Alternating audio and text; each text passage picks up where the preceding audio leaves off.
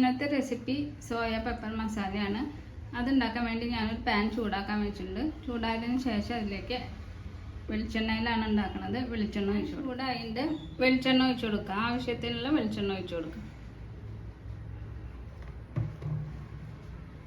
അതിലേക്ക് ഒരു കഷ്ണം പട്ട ഇട്ട് കൊടുക്കാം. ചെറിയൊരു കഷ്ണം പട്ടയാണ്, ഇത് ഇട്ട് കൊടുക്കാം. 2 ഗ്രാമ്പു ഇട്ട് കൊടുക്കാം. ഇനി ഒരു വലിയ സവോള നീളത്തിൽ അരിഞ്ഞത്, പിന്നെ ഒരു വലിയ കഷ്ണം ഇഞ്ചി, 5 വെളുത്തുള്ളി, 2 പച്ചമുളക് ചതച്ചെടുത്തതാണ്, പിന്നെ കുറച്ച് കറിവേപ്പില എടുത്തിട്ടുണ്ട്, അതും ഇട്ട് കൊടുക്കാം.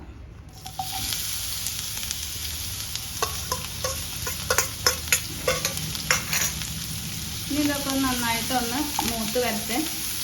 ചെറിയ തീയിലിട്ടിട്ട് ഇതെല്ലാം ഒന്ന് മൂപ്പിച്ചെടുക്കാം. ഇഞ്ചും വെളുത്തുള്ളിയും ഇതിൻ്റെ പച്ചമണമൊക്കെ ഒന്ന് മാറണം.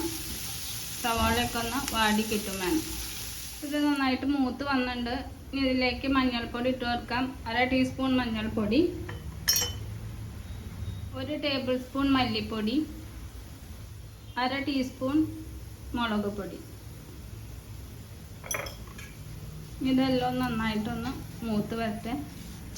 ലോ ഫ്ലെയിമിൽ ഇട്ടിട്ട് ഇതൊന്ന് മൂപ്പിച്ചെടുക്കും. ഇതൊക്കെ നന്നായിട്ട് മൂത്ത് വന്നു. ഇനി അതിലേക്ക് 1 കപ്പ് സോയാണ്, ഉപ്പിട്ട് വേവിച്ചതാണ്, വെള്ളമെല്ലാം പിഴിഞ്ഞെടുത്തിട്ടുള്ളത്. ഇനി ഇത് ഇതിലേക്ക് ഇട്ട് കൊടുക്കാം.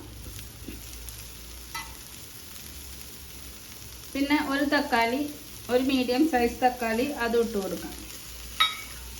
ഇതൊന്ന് നന്നായിട്ടൊന്ന് മിക്സ് ചെയ്യാം. ഇനി കുറച്ച് ഉപ്പിട്ട് കൊടുക്കാം. സോയ വേവിക്കുമ്പോൾ ഉപ്പിട്ട് കൊടുത്തിട്ടുണ്ട്, അപ്പോൾ കുറച്ച് ഉപ്പിട്ട് കൊടുക്കാം. ഇത് നന്നായിട്ടൊന്ന് മിക്സ് ചെയ്യാം. എന്നിട്ട് കുറച്ച് വെള്ളം ഒഴിച്ചിട്ട് ഇതൊന്ന് വേവിച്ചെടുക്കണം.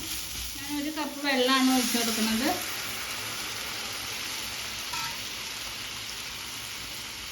ഇനി ഇത് നന്നായിട്ടൊന്ന് കുറുകി വരണം. സോയയുടെ ഉള്ളിലേക്ക് ഇതിൻ്റെ മസാലയൊക്കെ ഒന്ന് പിടിച്ച് ഒരു ലോ ഫ്ലെയിമിലിട്ടിട്ട് ഒരു 5 മിനിറ്റ് ഒന്ന് വേവിച്ചെടുക്കാം. ഞാനിതൊന്ന് അടച്ചു വെച്ചിട്ട് വേവിക്കുന്നുണ്ട്.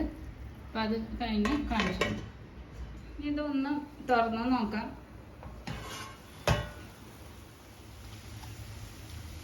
ഇപ്പം സോയൊക്കെ നന്നായി വെന്തുണ്ട്. ഇതിലേക്ക് കുറച്ച് ഗരം മസാല പൗഡർ ഇട്ട് കൊടുക്കാം.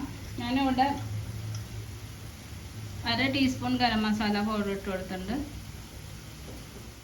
പിന്നെ 1 ടീസ്പൂൺ പെരുംജീരകം ചതച്ചതാണ്, അത് ഇട്ട് കൊടുക്കാം.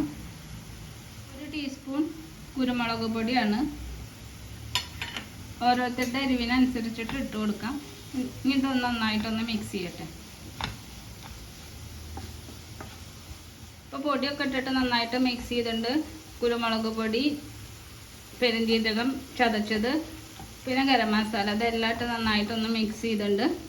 ഇപ്പോൾ കറി തയ്യാറായിട്ടുണ്ട്. ഗ്രേവി ആയിട്ട് വേണ്ടവർക്ക് ഗ്രേവി ആയിട്ട് എടുക്കാം. ഇനി ഇത് ഡ്രൈ ആക്കണമെങ്കിൽ ഡ്രൈ ആക്കാം. ഇപ്പം ചപ്പാത്തിയുടെ കൂടെ ചോറിൻ്റെ കൂടെയൊക്കെ കഴിക്കാം.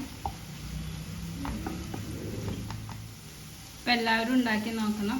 ഇഷ്ടപ്പെട്ട ലൈക്ക് ചെയ്യണം, ഷെയർ ചെയ്യണം, സബ്സ്ക്രൈബ് ചെയ്യണം. Thanks for watching.